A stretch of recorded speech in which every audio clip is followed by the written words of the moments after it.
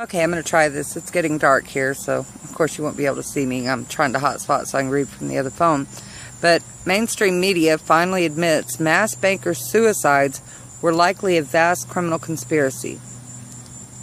New York, New York. In 2015, there was a popular conspiracy theory floating around the internet after a rash of mysterious suicides by high-profile banking professions. What once looked like wild speculation is now beginning to resemble a vast criminal conspiracy connected to the LIBOR interest rigging scandal. Over 40 international bankers allegedly killed themselves over a 2-year period in the wake of a major international scandal that implicated financial firms across the globe. However, 3 of these seemingly unrelated suicides seem to share common threads related to their connections to Deutsche Bank.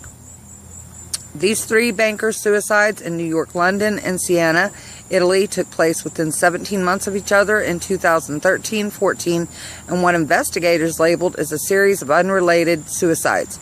In each case, the victim had a connection to a burgeoning global banking scandal, leaving more questions than answers as to the circumstances surrounding their deaths, according to the New York Post. But all 3 men worked for or did business with Deutsche Bank. Financial regulators in both Europe and the U.S. in 2013 began a probe that would ultimately become known as the LIBOR scandal, in which London bankers conspired to rig the London interbank offered rate, which determines the interest banks charged on mortgages, personal and auto loans. The scandal rocked the financial world and cost a consortium of international banks, including Deutsche Bank, about $20 billion in fines.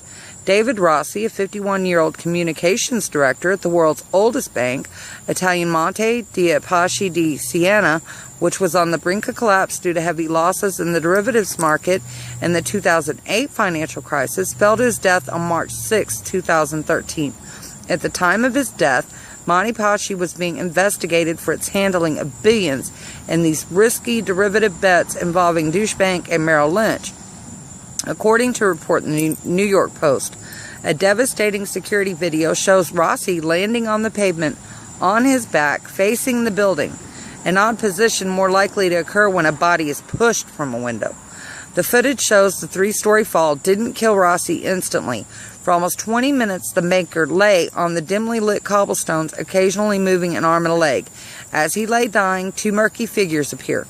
2 men appear, and one walks over to gaze at the banker. He offers no aid or comfort and doesn't call for help before turning around and calmly walking out of the alley. About an hour later, a co-worker discovered Rossi's body.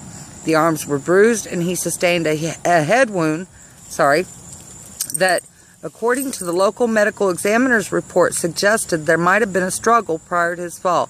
Ultimately, Italian authorities ruled Rossi's death a suicide. Rossi's widow, Antonella Tognazzi, protested vigorously at the suggestion her husband's death was a suicide, telling the Italian press that her husband knew too much, quote, end quote. Tognazzi pointed to the alleged suicide note from Rossi as a prime example of the suspicious nature of his death. In the note, Rossi refers to Antonella Tognazzi as Tony, but according to Tognazzi, that was not something he ever called her.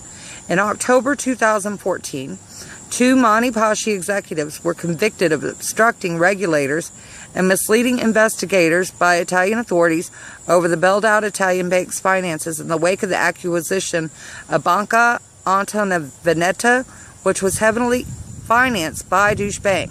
In January this year, Italian authorities civilly implicated 3 Deutsche Bank executives, including Michele Fasilo, the wealth management director of the German bank, charging them with colluding with Monte Paschi in falsifying accounts, manipulating the market, and obstructing justice. Another of the mysterious deaths being revisited is that of William Brocksmith, 58, a Deutsche Bank exec, was found hanging from a dog leash tied to a door at his London home in January 2014. Brocksmith was found among a mess of financial papers with a number of notes to friends and family nearby. A Deutsche Bank colleague, Michele Fasila, was called and arrived minutes later and began suspiciously going through the financial documents and reading the suicide notes. Yes, he killed himself, stepson Val Brocksmith told New York Post. But there's a question, could it be suicide by extortion? Could it be suicide by pressure, or saying, if you don't do this, we're going to do this? There's a couple suspicions that I have. Brocksmith's stepson still wonders what his father's colleague was searching for amongst the mess of financial documents. Adding to the suspicious nature of his stepfather's death, Val provided the New York Post email messages revealing that prior to his death, Brocksmith had just messaged friends about his excitement for an upcoming ski vacation scheduled for 1 week later.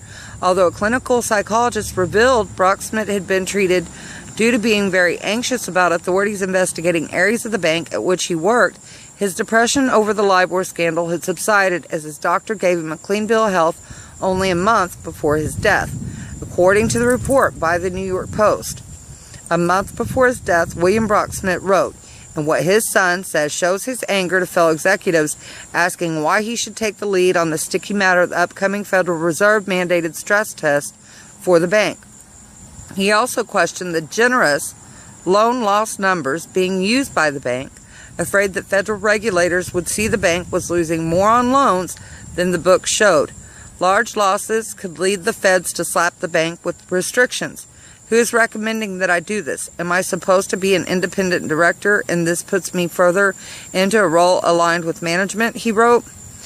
New York City Attorney Calergo Charles Gambino, 41, was a married father of 2,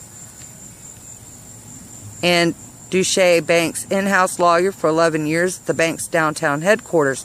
Gambino primarily worked on defending the Duche Bank against LIBOR charges and other regulatory probes. In October 2014, Gambino's was found hanging from an upstairs balcony of his Brooklyn home with a rope that was snaked through the banister and tied off on the Newell post on the first floor. There was no note found, and the family has steadfastly refused to comment on his death. In his work as corporate counsel produced, sorry, I don't think I'm saying that right at all, Duche, however you say it in, I guess, French or Italian, Gambino had dealings with many of the bank's European executives, including Michel Faisala and William Brocksmith, and had intimate knowledge of the inner workings of the bank's operations. Gambino's death was ruled a suicide. In the cases of Gambino, Rossi, and Brocksmith, authorities seemingly never looked for nor discovered the apparent connections that reveal a deadly international criminal conspiracy at work. However, authorities in Siena, Italy, have recently exhumed the body of banker David Rossi, 51, and reopened their investigation into his death. They are expected to release their findings at the end of this month. The common thread in each of these deaths is that all the dead bankers had intimate knowledge of the international LIBOR scandal as it related to the Duche Bank.